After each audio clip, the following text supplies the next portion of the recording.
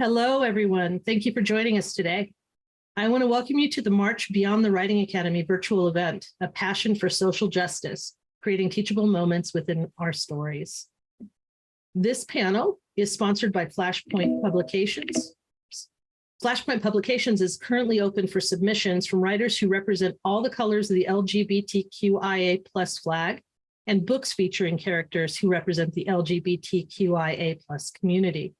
We believe that everyone is entitled to a seat at our rainbow table. Thanks again for Flashpoint Publications for sponsoring this panel. Let's get started. We hope that you enjoy this event. I turn this over to Rae D. Magdon.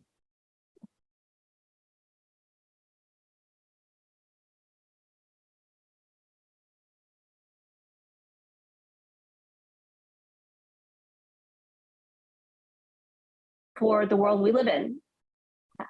Fiction is fiction, but sometimes the real world is what makes our fiction so engaging and so important. I would love to introduce our wonderful panelists in no particular order. I just have their bios in a sheet. Penny Mickelbury is the author of 12 mystery novels in 3 different series, 2 historical fiction novels, and a short story collection. Only the Mimi Patterson Gianna Maglione mysteries are still in publication with Bywater Books. She has authored 2 novels of historical fiction, with the 3rd due from Bywater Books in late 2023, Two Wings to Cover Her Face, sequel to 2019's Two Wings to Fly Away, a Bywater book. We're going to be discussing that today. She won the 2018 IPPY Bronze Medal in the thriller mystery category for Death's Echoes. The former Washington, D.C.-based newspaper, radio, and television reporter was inducted into the National Association of Black Journalists Hall of Fame in 2019. Mickelbury is an Atlanta native currently living in Los Angeles. Anna Burke lives in Massachusetts with her wife, dogs, and too many houseplants. She is the award-winning author of the Compass Rose series, the Seal Cove romance series, and several fairy tale retellings. We'll be talking about that as well. When not writing, Anna teaches creative writing at Emerson College. Slam Anderson is the outreach director for the Kitchen Table Literary Arts Center, a nonprofit organization that builds awareness, appreciation, and support for women of color and Black women writers. She is the youth adult facilitator, spoken word artist, and writer. Slam uses her words to inspire positive change, self-love, and resilience. She has competed in both national and regional poetry slam competitions, including the 2012 National Poetry Slam in Charlotte, North Carolina, and the 2015 National Poetry Slam in Oakland, California. She is known for her advocacy as an alumnus of the foster care system and dedicated to improving the system for current and future youth in care. She is a founding member of Unbelievably Resilient, formerly known as Foster Strong. She is a graduate of the University of South Florida in Tampa, Florida, with a Bachelor's of Arts in Creative Writing. And she is a native of Alachua, Gainesville. Hey, I see you. I live in Gainesville too. Ashley Lynn Hengst is a Cuban-American lesbian from Miami, Florida, who writes about sapphic fiction or progressive Christianity. Ashley is the host of the Unlearning podcast, where she helps listeners deconstruct toxic theology. When she's not working on her podcast or writing drafts of her first novel, Ashley is working at her day job coordinating funerals at an Episcopal church in Pasadena. Ashley lives in Los Angeles with her wife, Jan, and they're expecting their first child in June. Congratulations. I have done my research on all of you and read your wonderful books or samples of your books or listened to your poetry. And first of all, I want to say it's an absolute pleasure to consume your work and to sit with it and to talk to all of you. I would highly encourage all of you who are at this panel to read and listen to and follow these wonderful authors and creators and writers and support the work they're doing. So just to start us off with an easy question, I want to talk about which aspects of social justice do you discuss the most in your work and why? And I'm just going to go down the line of names that I have here. Penny. Hi, Rae. It's nice to see There you are. all of you. Some of you I know, some of you I don't, but it's nice to be in such good company. I am always always and forever, hello, Kitty, concerned about Black Americans and what has been historically an attempt to obliterate us from the face of the earth. And it has resumed. And now there are unapologetic attempts to do just that, to if we don't go away voluntarily, which of course we're not, because we have been here since 1619, as Nicole Hannah-Jones has made abundantly clear. Then there's the attempt to legislate us away.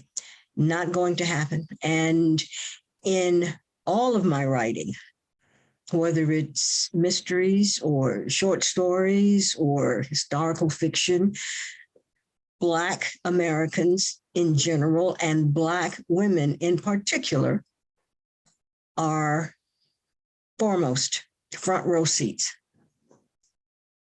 I, however, am concerned about injustice in all of its forms.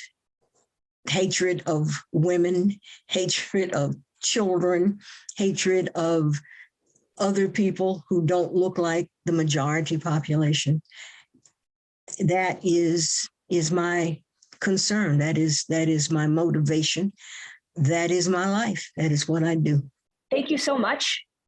I, for one, am grateful for your passion, and I enjoy your work a lot. Thank you.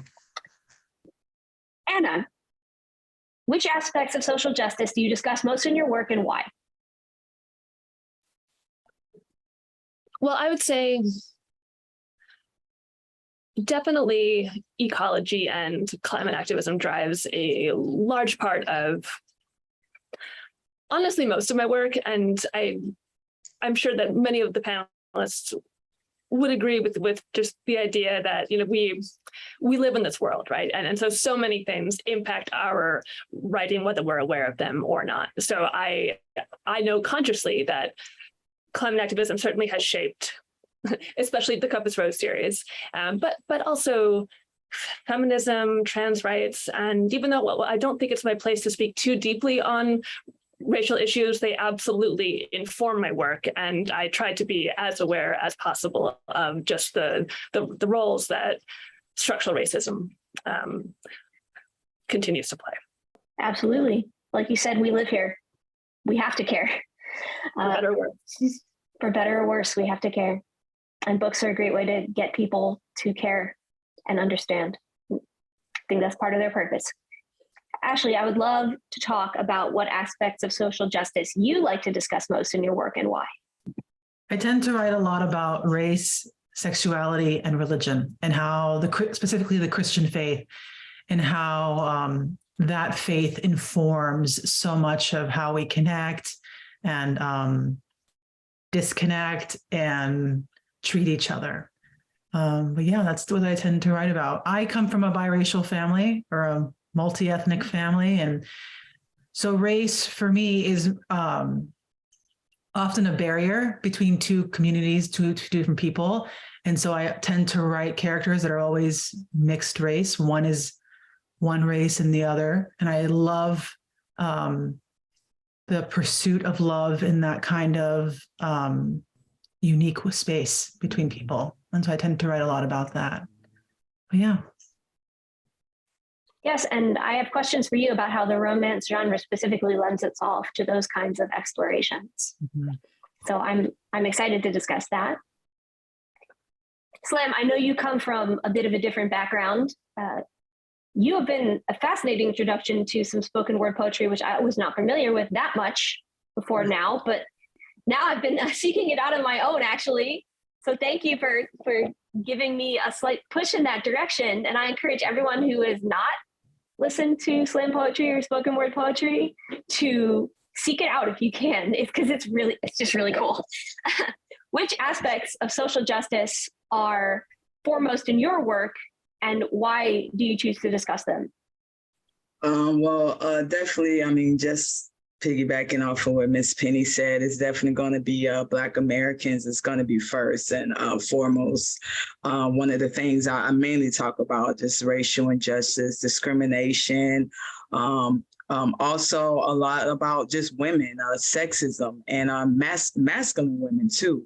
And the way masculine women are viewed, the way Black masculine women are viewed, you know, and the difference between all these different identities and how they all have their own different way of doing things, and how we sometimes we don't take opportunities to see the beauty in those differences, you know. So I like to talk a lot about what people I feel like sugarcoat. You know, I always say I didn't grow up sugarcoating stuff.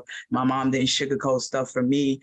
So I kind of like to write in a way that kind of puts it in people's face, you know. I mean, it's already there, but it's kind of like we still choose not to see it. So definitely Black Americans, definitely Black women, Black masculine women, sexuality and faith. Just being raised Pentecostal, raised in a lot of different churches, and having such a strong faith background, and then being homosexual, gay, and then how that, you know, all the conflict and whatnot that comes with that, with being Black and being gay and being religious, or, you know, having a strong faith. So I talk a lot about that as well. You know, I can't write anything without having a reference to some type of Bible verse or some type of religious aspect. It's just because that's where I grew up. That is, you know, still a part of my comfort, despite some of the other stuff around it. And I just want to say, I am excited for this panel as well, because, you know, when we do think of social justice, me particularly, you know, I really kind of just focus on a lot of the racial injustice parts of it. But to hear things like, you know, climate change and that being a part of, you know, social justice, I feel like, you know, that's a very deeper and you know, expanded way to look at it, which I like. And so I'm very interested in hearing more about that, Miss Anna, in your work, because like I said, you know, just me being me, you know, I can admit sometimes when I myself am a little naive on things. So when I think social justice and I saw that is not what I was like, climate, what? But seeing it now, it's like, oh yeah. And so I enjoy panels like this too, because not only am I able to give, I feel like I'm able to receive from the other panelists too. So I'm very interested in hearing more about that as well. Well, these panels are definitely enlightening and inspiring for me as the moderator too. I learned so much just by reading your works and listening to your works and creating the questions and then having this discussion. And I'm so grateful to GCLS for facilitating it. I'm gonna dovetail into some of my later questions because of what you said about faith, Slim. I would love to hear more about how your faith informs your work. And then I'm probably going to ask the same question of Ashley as well. And I also wanted to know, does Black American song and musicality play a role in your creation of your spoken word poems? I mean, spoken word already we know comes with, you know, rhythm. It's already there. Hip hop, all of that, rap, all of that, you know, spoken word, all of those are all in the same categories, you know, so it's always going to have that musicality part to it. And me particularly, like I said, praise and worship was my favorite. You know, I remember every morning, not just Sunday mornings, but every morning my mama playing a Fred Hammond song or something, playing loud, letting us know it's time to get up or it's time to clean up. So really love praise and worship in church, the singing, you know, we were a little choir, you know, so all of that is just, to me, it's very much home, very much a sense of familiarity to me, you know, when I think about those things. So like I say, I can't write a poem without a Bible verse or a Bible reference in it, just because it is what I grew up in. It is something I'm comfortable with. And then just the Bible in general. Like I tell people, when you just take out all the religious part of it, as a person who loves literature and love words, the Bible is a beautiful piece of literature. I mean, the language and some of the parables and the stories and how it's written, just take out that religious aspect and just reading it as a piece of literature. It's beautiful. It's wonderful. I love it. It's It's a lot of poetry in there. So just that too, not even on the religious side, but just loving the Bible, as just that piece of material too, storytelling, it's a great book of storytelling, little parables, like little mini stories all through the Bible is how I see it. So I'm always, it's always inspiring me. Like I honestly always inspired by the Bible. And so a lot of my poems, like even a particular poem I'm writing, or I just finished, it is about how I'm talking about being gay or being a masculine woman, being a lesbian, and still having faith, and still, having such a strong religious background and still being able to defer between what they say and what I feel, and so I know one line I say is that, people think when I felt safe to tell the world I was gay, I turned away, but actually it restored my faith. Because I believe, my belief is that, if we're all a piece of God and it's a piece of us, then the closer we get to ourselves, the closer we get to God. So therefore, the closer I got to being who I was, which was not a straight woman, the closer I got to being to God and better feeling, which was me becoming myself and kind of getting away from lies and away from what the world wanted me to be, but what I was supposed to be. And so the poem kind of talks about that, and a lot of my pieces do. I even, had an opportunity to kind of talk with some kids about it too, just about how, it's like, I always use the parable, or not the parable, the one about the tree, God, we look at stuff like a tree, outside this tree may be shriveled and old, and ugly looking, but the fruit on it, the apple on it is so ripe and perfect, and you can bite into it and it's juicy and it can feed a nation, where this other tree, it looks so beautiful and so pretty and the leaves are so bushy, but the fruit is rotten. You can't eat it. The apple, you can't eat it. And it was always told to me that's because it's the root. Because at your root, if you have a good root, no matter how you look on the outside, you're going to produce good fruit. You're going to produce fruit that can nourish people. No matter how you look, it's about what's in the inside, and that's how your fruit grows. It's not about the outside. So that's just something that, always kind of, stuck with me. And it's kind of like, and that's why, like I said, I always, religion, like I never, I do have my horror stories. Don't get me wrong. I got my horror stories. But at the end of the day, it was about knowing things for myself. And I had to get to a place where I had to stop listening to other people in the world and get to know faith and God and who I say God is for me and not for what everybody else says. And I truly think that's what it's about in the end. Gosh, I wish I'd been able to talk to someone like you when I was, going through similar things. Me too. My relationship with faith. I think faith is something that people don't always associate with social justice because our news cycles are dominated by politicians who claim to be religious and are doing so much harm to the queer community, the Black community, and especially the Black queer community, and especially trans folks and trans folks of color. So I think seeing religion and faith as a way to encourage social justice gives us a healthier viewpoint on what it should be. And I wanted to speak with Ashley about that. You actually have a podcast all about this very subject, and it informs your work as well. So I would love to hear what you think about faith and its relationship to social justice and how it informs your work. Yeah. I have a podcast. It's called the Unlearning Podcast, and it's all about having a gentle deconstruction from having a conservative faith. So there's lots of podcasts out there that are very heavy-handed about what's wrong and what's right. I kind of gently guide people away from the toxicity towards a more liberating understanding of Christianity, because I used to be that conservative. So that's why I have a lot of compassion for people who are like that. But yeah, and honestly, I'm really surprised we're talking about it at length about faith in such a queer space, because faith can be very traumatizing for a lot of people to even think about. So yeah, so much of the Christian faith today that that's alive and well in this country is used to justify a lot of garbage. And I don't think we realize how deeply rooted that trash or that toxic way of thinking is within us. And so I write stories that expose the toxic patriarchy rooted in Christianity. I also write stories that expose xenophobia and how that is rooted in our exclusive theology, exclusiveness in Christianity. And then I write stories where the characters reclaim Christianity and faith in general, articulating an inclusive higher power that is full of unconditional love and justice, creating a deity that supersedes the religious trauma and political powers of our day.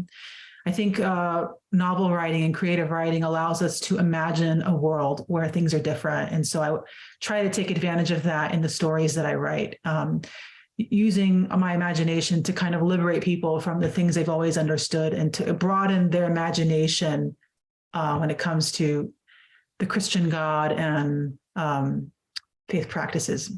I'm currently working on my first novel, but after I finish Adore, my plan is to write a novel where the protagonist is a white Hispanic rooted in the evangelical church who falls in love with this butch Mexican lesbian who used to be a youth pastor, and how their love compels the protagonist to come out and live freely. So yeah, I'm very much. I would buy that instantly. I would actually like to ask another question of you, dovetailing onto that. How do you think the romance genre specifically lends itself to examining these issues? Because we talked about this in email a little bit, and I want to know your thoughts about how, because people don't think of romance necessarily as the first genre to deconstruct these issues. Yeah. But you are very excited about the prospect of romance being used in this way. So I'd love to learn why romance appeals to you as a vehicle for these thoughts and beliefs. Well, I believe that romance has the power to make social justice seductive. It also has the ability to create a circumstance where someone could fall in love with their political enemy. And romance also has the power to soften the learning process and the consciousness raising that justice requires. I'll never forget reading Anna Burke's book, Spindrift, and how Anna addressed the mental health of the veterinarians. That felt really heavy to read about, but I liked Morgan and Amelia so much that I kept reading and learning about this very painful reality that affects people. And so I think, that book is a great example of how we can use romance to really educate people and to shed light on some of these issues. But yeah, I just think ultimately romance has the power to make change seductive in a really wonderful way. And it's something that I think we should all be tapping into however we can, 100%.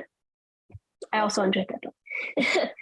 So authors writing about social justice, climate justice, bigotry, and racial inequality and hatred also often do so, tongue-tied today, often do this from the very beginning of a book's creation, starting with their most fundamental choices, choosing the setting, the protagonists, and the genres we choose to write in. And these foundational aspects are essential when writing about such important topics. And I would like to address this to Penny, especially in regards to your historical fiction and your book, Two Wings to Fly Away. How much of this focus is predetermined before the book is even written? And how much is organic during the writing process? How much of your messages, including messages of found family, were there from the beginning, and how many did you find along the way? Well, first let me say that the first two words in Two Wings to Fly Away, the book opens with the words slave catcher, which some people found provocative and interesting. And quite frankly, some people closed the book at that point because they weren't interested in anything to do with slavery,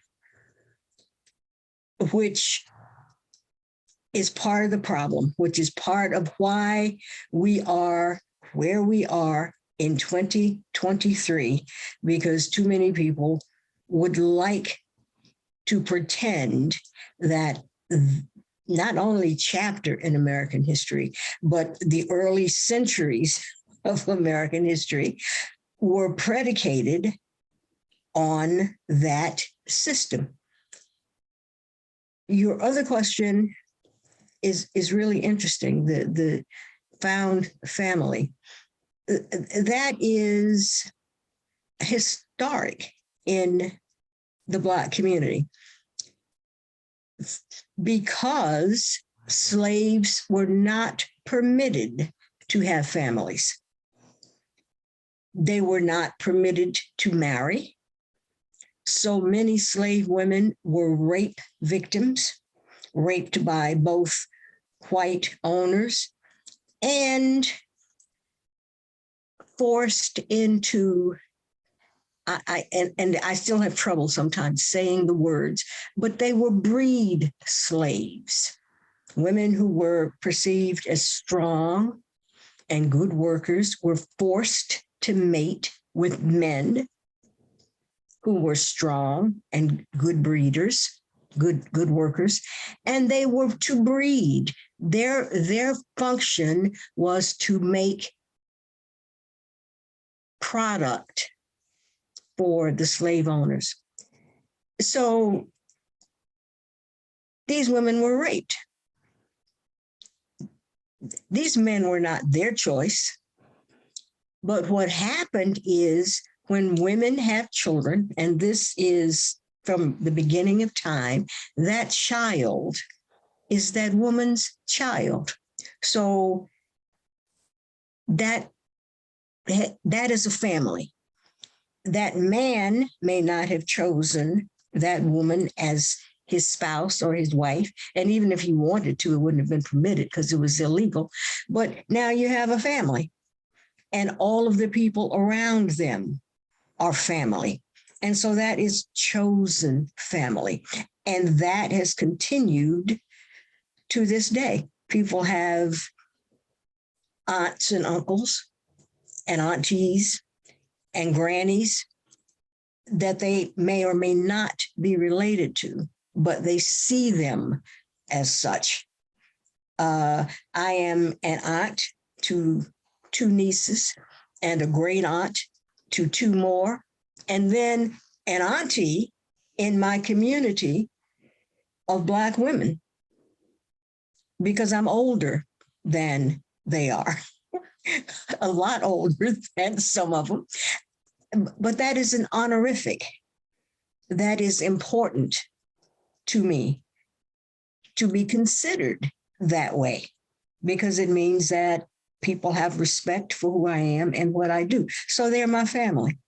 And we do that. So when I write a book like 2 Wings to Fly Away about a woman born into slavery who liberates herself and then has to figure out how to live because she is now not just Black and female, but she's a fugitive. There's a bounty on her head, and that if anyone might know who she is, she could be captured and sold back into slavery. It's something that's in her mind, but it doesn't control her. She doesn't fear it because she leaves the South, escapes from the South, goes to Philadelphia, and works as part of the Underground Railroad to help other Blacks escape slavery. So it is a thread. I knew when I wrote this story to address your questions that all of those elements would come into play. Freed Blacks, Blacks who were born free, Blacks who earned their own freedom, Blacks who ran away from slavery and who live in fear of being caught and sent back. They create their own families and their own system of existing and being. And it's a sort of a mutual admiration society that exists today, born of the history that we share, because the peril still exists. All of those people who, and I have to laugh because it's so absurd, who attack Nicole Hannah Jones's 1619 as something that she fabricated because they don't want to believe that that is American history. You can't have American history without slavery. You just can't. But they don't want to hear that. So they want to obliterate it. And she gets attacked as a Black woman. She's attacked. She's a scholar, but her scholarship is not recognized. It's denigrated. And this is today. And all she's trying to get people to do is understand that we have been here since America was born. In fact, we were here before America was born. We contributed to its birth and its growth. We still do. And we're still not going anywhere. So all of these little attempts, to get us to go away or to shut up or to legislate us out of existence, to prevent us from voting, to prevent us from electing people, from calling the Vice President of the United States the names that they call her. We live with this. So the stories are born of the history and they continue into the present day, built on that history. And as Maya Angelou beautifully said, and still we rise. Thank you so much for sharing all that with us today. That was very powerful. And I 100% agree that nothing is going to get any better until slavery is acknowledged, and it is part of the history. And I am so grateful that you shared a uniquely Black lesbian lens on the issue of found family, which is so incredibly important to the whole queer community. But to put this specific important lens on it, I'm very grateful to have heard that response. Thank you. Anna, thank you for, I know I got you last. Thank you for being patient. We are going to shift gears a little bit. I would like to know how much of your work is predetermined in terms of the settings, the themes, the protagonists, and the genres you choose to write in, and how that relates to social justice and climate justice, and how much of it is discovered along the way. Particularly, I want to talk about Compass Rose, which is an excellent book, which I highly recommend to all of you, and the sequel, Seawolf. It includes topics of climate justice from its very inception to the dystopian setting. But I also want to know why you felt called to write this book about pirates, Waterworld, and the future as your debut. It's such a bold choice of setting, and I want to know what inspired it. Well, first of all, that was so beautifully said, Penny, and you are so eloquent, and it is just always such a pleasure to hear you speak. I'm still digesting your words. Yeah, goosebumps. Mutual admiration society here, Anna, because I am such a big fan of yours. So we could do this all day, but go ahead. Someday we should. Yeah. We should. Yes, we should. Well, I wish I had a great story for you about how those things came about, but really with Compass Rose, I was sitting on a beach in the Caribbean where we were living while my wife was attending vet school, and I was looking at the big cargo ships going by, and I was thinking about everything. Of course, the cargo ships are such a loaded topic anyways, right? I mean, the whole, you can talk about capitalism, you can talk about exploitation, you can talk about the damage they are doing to the ecology of the ocean. And I wasn't thinking about that too deeply at that point in time. I was mostly thinking, I bet you could have a farm on one of those. And that snowballed into this larger topic. But I do want to touch on what you said about race and social justice, Lynn, because I absolutely, when I think about social justice, race is absolutely the first thing that comes to my mind. And one of the things that I wanted to explore with Compass Rose was just how absolutely unfair it is that the global majority, who is not white, are the ones being deeply impacted by climate change, and as well as lower income communities and any basically, if you are not white and able-bodied, climate change is coming for you first, right? I mean, that is the reality that we live in. And I am white, but I'm not able-bodied, and it's just climate change touches on so many different aspects of not only racial justice, but just injustice in general, and it is really highlighting and exacerbating so many of these issues. So that was something that I definitely was thinking about as I was writing. But I think for me, a theme is something that I think about more as I revise. The first draft just kind of, I'm telling myself I need to stop using the vomit analogy that I keep using. I haven't replaced it yet, so here we are. But then Throwing spaghetti on the wall to see what sticks. I like that. Is that a little better? That's better. But then I think about, you know what?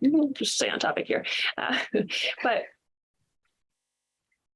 revision is where, you, at least for me, where I see what my subconscious has kind of been working on in the background while I've been distracted by lesbian pirates and all those fun things. There are these other elements at work, and revision gives you the opportunity to really not only think about them, but make sure that the themes and the messages that you are writing are the ones that you intend, right?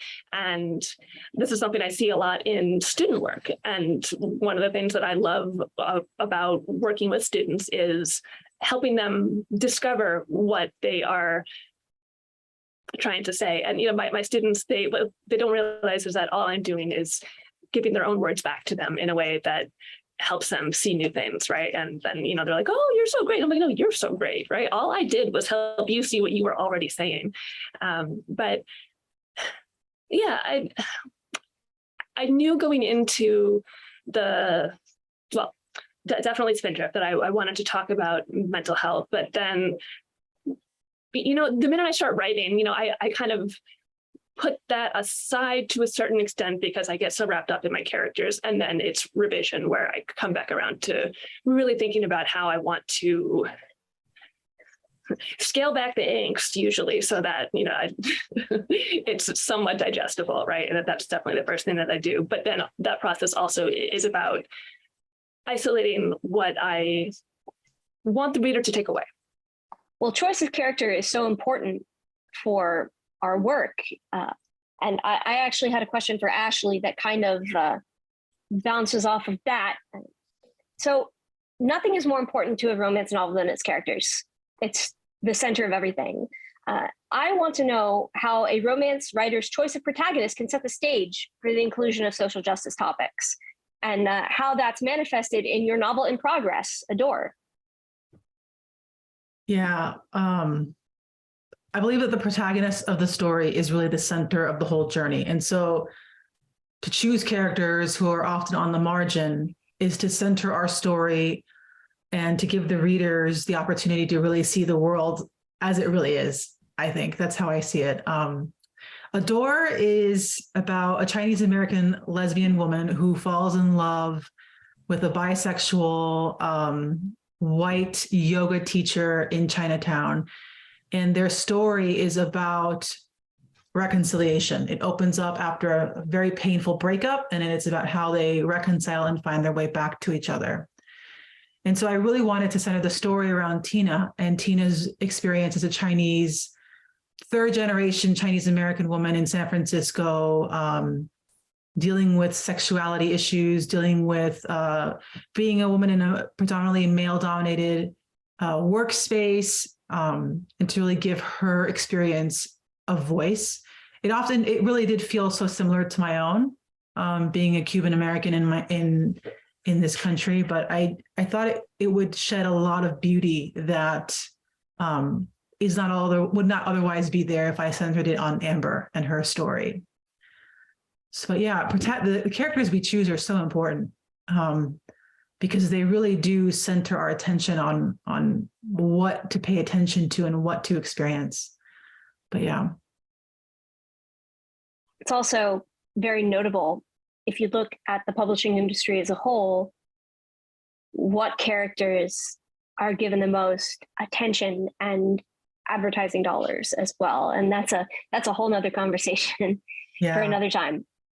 But it's relevant, I feel. And since we're talking about the process of creation, I would like to ask Slam, do your spoken word poems continue to grow and refine themselves organically across performances? And if so, what is that process like?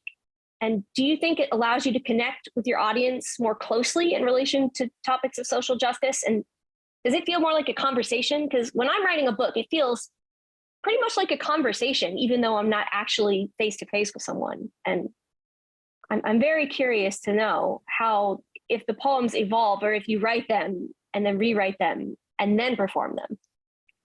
Well, for me, like I tell people, I'm a very much a long-winded writer as much as a talker. So with me, I've had pieces where honestly I finished over 2 years, just like with a story, a short story or a novel, because I've written some of it, was inspired by something and then it stopped. And I don't like to force stuff, I don't like to feel like I'm forcing a piece. So then, like they tell us, experiences inspire us, right? So I'll stop writing and then life will happen. And somewhere that life parts take me back to that same piece. So then I'm writing back on that same piece and I'm going on and on from there. And then I know in particular a piece that is very much rooted in social justice in all the forms. I call it 5 Reasons. And I call it my life piece because it's about me. And the whole basis of the pieces is 5 reasons for the world to despise me. I'm Black, I'm educated, I'm dreadheaded, I'm homosexual, and I'm female. Okay, so it's like those 5 things, which are all a part of me, which are all part of what's causing so much ruckus in this world. Whether it is that I'm a woman, whether it is that I am Black American, whether it is that I'm a lesbian woman, whether it is that I know too much for my own good, I'm an educated woman, whatever it may be, it's like all of these things, the piece is based about how all these things are kind of around me. And so I started writing the piece and I stopped. And then the incident with Marissa Alexander happened. And I end up actually going back to the piece and kind of putting in an aspect of that, linking it to just being woman, and talking about the difficulties and things about what drags us down, what brings us down as women, and how things are looked at, and not even a woman, but a Black woman, because that was the biggest thing. It wasn't even that she was a woman, but she was a Black woman with this gun, so then it stopped again. And I remember I had several times went back and came back to the same piece, and then even performing it. Like I performed a part of it. It was a part in there about being a gay woman. Like I say a part that always gets people riled up. But it goes, me and my girlfriend can't walk down the street without a man grabbing her by the elbow and saying, "Hey, I got something that can cure that for you." But I'm seeing that's inappropriate and irate when I say, "Man, please, you ain't got nothing I can't buy." And so that's the part, and so I've had that in there. And then I went back, honestly, and I rewrote that a little bit because I had another part another part where actually, it wasn't true. It wasn't a full true part, but it talked about the person I was with. And I remember we had a conversation about the piece, and as a lesbian woman, I asked her, does it make you feel uncomfortable when I say that part? She go, I mean, I know it's a part of your poem, but yes. And so I went back and changed that, because here I am, got to check my own self as, a masculine woman, and her being a lesbian woman, but still a feminine lesbian woman, and having a difference there. of how we discuss and how we talk about, relations and stuff. It wasn't that part, but it was another part I'm not going to say because I don't want to say it because she didn't like it. So I don't want to do that. But it wasn't the part I just said. She was fine with that part. So just even taking that out, realizing that, okay, that was causing some offense. So I'm always, changing, revising pieces, not based on what other people think. It more so be on my own involvement, how I'm growing.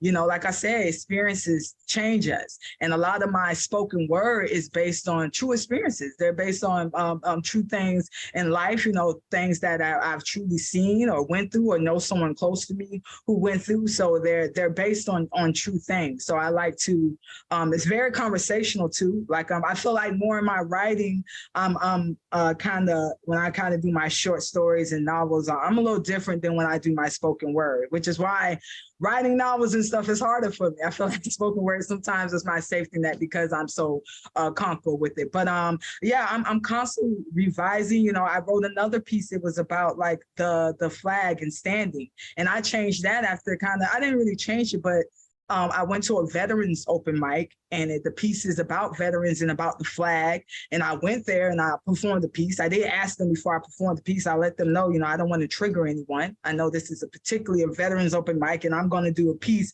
that is openly about kneeling for the flag. So please let me make sure that I'm not going to get jumped at the end of this. And they were like, oh no, you're fine. So I did the piece and being in that space, knowing that I'm doing a piece that's particularly, these are all veterans. I've done the piece before, but not in a space where these are all veterans. This is a piece that is pretty much going to affect all of them, whether they know me or not, because I'm talking about the flag and I'm talking about kneeling. And I didn't so much change the piece I did the piece as is, but I would say the reaction I cared a little more about because at the end of the day, it was for them as well. Like I wanted you to hear it. You are the people I honestly want to hear this piece because you are the ones who I feel like it concerns more of. You are the ones who say you went out there and fought for us. So how dare we disrespect for it? So if anything, you are the audience that I want to hear this piece. So I would say that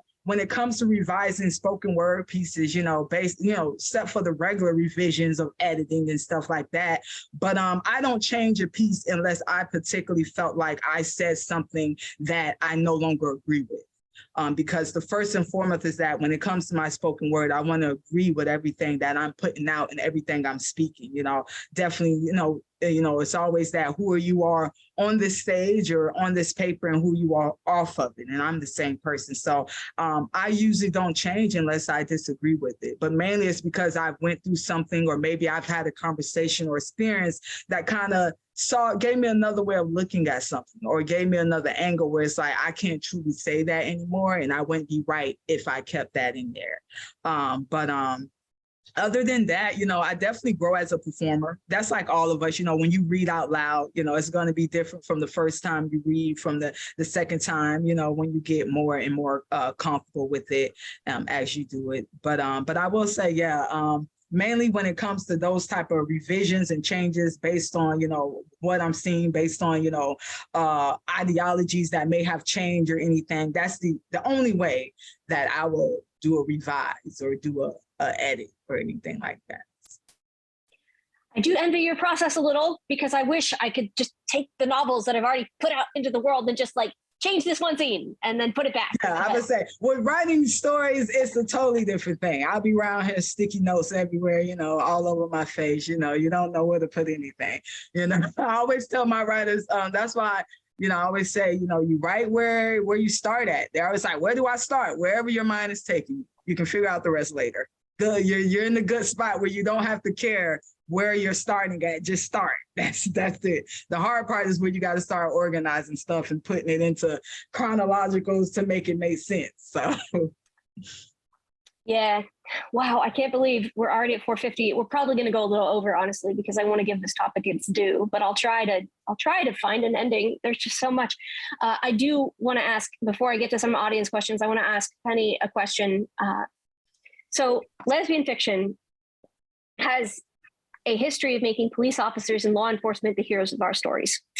And considering the egregious human rights violations committed by law enforcement against Black people in America specifically.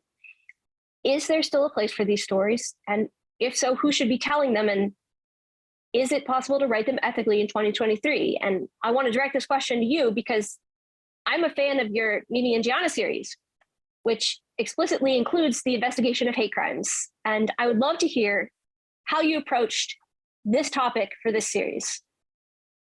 I don't know where that series goes from here because of the issues that you raise. Racism within police departments, anti-Black, anti-woman, anti-gay racism is not new.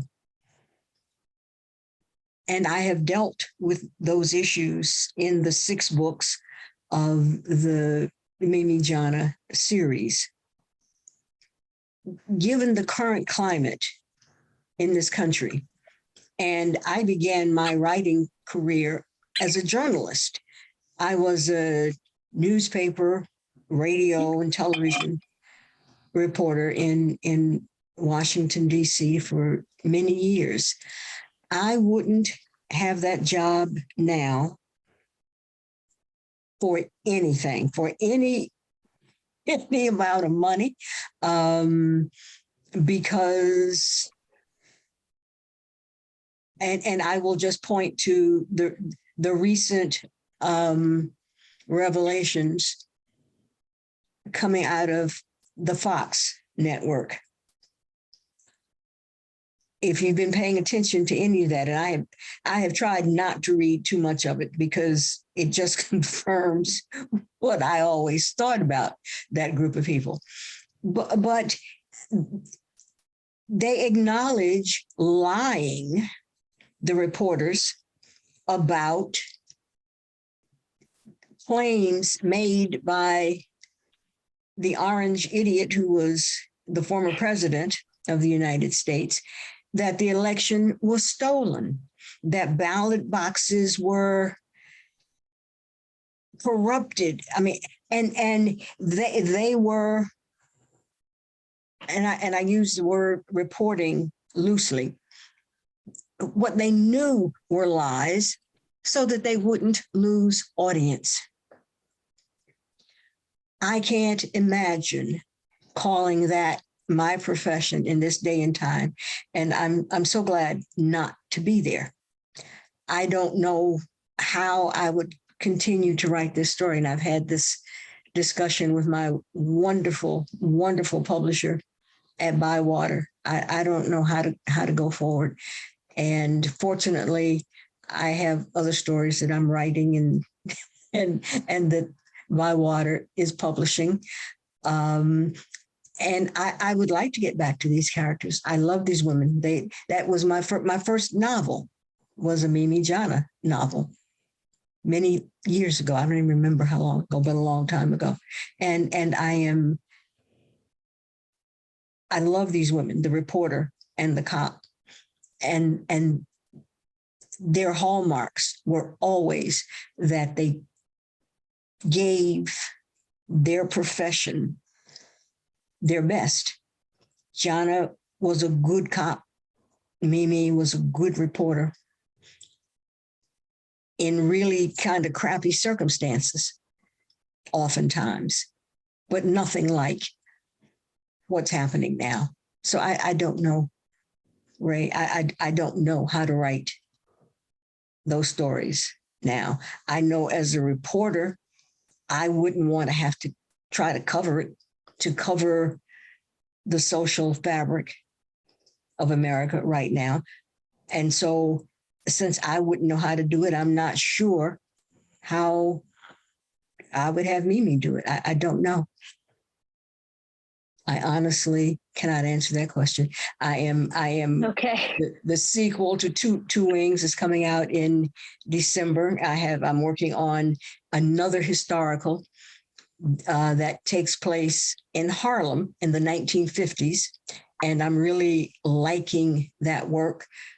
because I'm loving the research of that time period.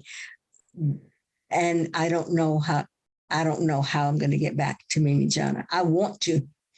And if you have an idea, if anybody has an idea to help me get back there, I'd welcome it. But because I don't know where America is going right now, to tell you the truth. I don't know what we're doing. It's more like 1923 than 2023 these days. Well, I think many of us are in complete disbelief, even though it's always been there. We're still in complete disbelief. Yeah, it's always been there. But it is thanks to, well, I don't even like talking about him, and I never use his name. The fat orange idiot who was in the White House just sort of released it, and it is now out. You know, and I don't know how to cover this. I mean, you got a guy elected to Congress who lied about everything. They know he lied about everything. He says he lied about everything. And the creep who's the Speaker of the House put him on a committee. You know, so I don't know what we're supposed to do about that. I don't know. I don't know. But if anybody has a suggestion for me, send me an email or hit me up on Twitter. I'd like to hear it. We only have a few minutes left, but I really want to ask this question of Anna that came from the Q&A. Ann Hart asks, climate change and associated environmental disasters like the recent train derailment and chemical seem most likely to affect our communities of color and those communities who are lower income. How else do you all feel climate change relates to social justice?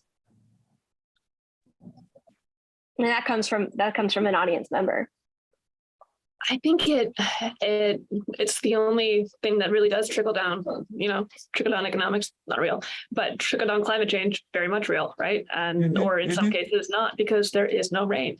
So I mean, for me, it seems to be one of those things that because it is exacerbating all these issues, it's particularly troubling because this is a time when ideally we would be taking action together, and instead we are becoming increasingly more divided. Yeah. So it has increased the need for social justice, certainly even more than, and we needed it a lot already. I just don't, it's one of the questions that we didn't get to dealt with hope. And I think that hope is, optimism can be fatal, but so can too much pessimism. And I think the hope is the compromise there, where we have to remain hopeful, even in the face of what at times can certainly seem like insurmounting odds.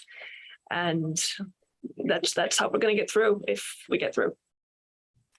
Yes, that was one of the questions I had that we didn't quite have enough time for, but it was basically one of the messages I take from Anna's books in general, but specifically Compass Rose, is that humans persevere. We adapt and persist in spite of monumental challenges. And I think everyone here has talked about that, persisting in spite of and because of faith, in persevering in spite of everyone who wants to erase us for whatever reasons that we differ. And how do you manage to combine the message of urgency with climate change with the message of hope that something can be done, that we can help each other, because that's what humans are built to do? I was going to say, go ahead, Ms. Penny. No, I was just going to say, if I can go back to the Maya Angelou quote, and still we rise. Because to not rise accepts the ugly. It accepts the destruction. And it sort of welcomes defeat. And so if we say, Anna, that we're better than they are. Slam, we're better than they are. We're smarter than they are. And as the old folk used to say, there ain't no quit in us. Because otherwise, they win. And I might be old, but I ain't dead yet. And so as long as I'm not dead, they don't get to win. They don't get to win. I want to thank you, all of you. I mourn that we only had an hour to discuss so much. And I feel like some topics weren't fully explored as much as I'd like, but there was so much important stuff that was said today. And I hope everyone who attended this panel will carry it with you and think about it. And I hope most of all that you will support these wonderful panelists who are creating just absolutely fabulous and insightful things that are for the betterment of everyone, because art changes the world. I very quickly, the last thing before we say goodbye, I would like everyone to recommend a piece of work you've created that people can read or consume to get to know you if they're new to your work, where to start. I'm just going to go down the videos because they're all on the line. Penny, someone who is not familiar with your work, where should they start? Two Wings to Fly Away, because the sequel is out in December, so they can read that now and get started. And any of the Mimi Jana books. There's 6 of them. Anna, someone who's new to your work and wants to know more, which surely they will after this discussion, where should they start? Either Compass Rose, and if you aren't really into any speculative fiction, then I would recommend Spindrift, which is contemporary romance. Slim, how can people connect with you in your work? Follow me on Instagram because I have nothing out unless you Google me, and I don't know how much is on Google. So I post stuff on Instagram, and I'm working on the website. It's under construction right now. It is up. It's just nothing up there but beautiful pictures of myself. So just follow me on Instagram and just keep a lookout for when this website is really up and running. And I also put my organization's website, kitchen-table.org, where I am the outreach director. We do virtual classes and we do discussions such as these, as well as book talks as well. So please feel free to reach out to me on there. You can send a contact form. I handle our contact sheet. So if you fill out a contact sheet, you're going to get me. So that's how you can reach out to me. Thank you.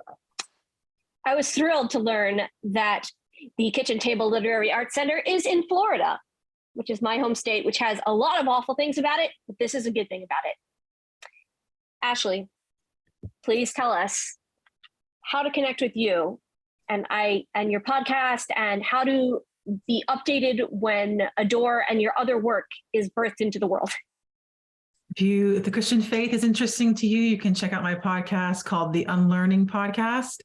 And to be updated on my work in progress, just follow me on Instagram at Ashley L. Hengst. Thank you. You should be following all of these lovely people on social media. It would be, we do scroll in our feeds a lot, but this would bring something of substance. So highly recommend it. Pleasure to speak to all of you. I will carry this conversation for a long time going forward, and I hope all of you will too. And thank you so much for your time and your insights and the wisdom you've shared today. And thanks, you, GCLS, for sponsoring this talk. I think it was very important. Thank you, very Rae. special. Thank you. Thank you. You're a wonderful moderator. Thank you. I just wish we had more time because all of your stuff is so good. Everybody's stuff is so good. Go read it. Go read it. Go listen to it. Go find it. Is there a GCLS thing that has to play now? Or do we just hang up? You can end the webinar. Yes. Okay. Goodbye, everyone, and thank you.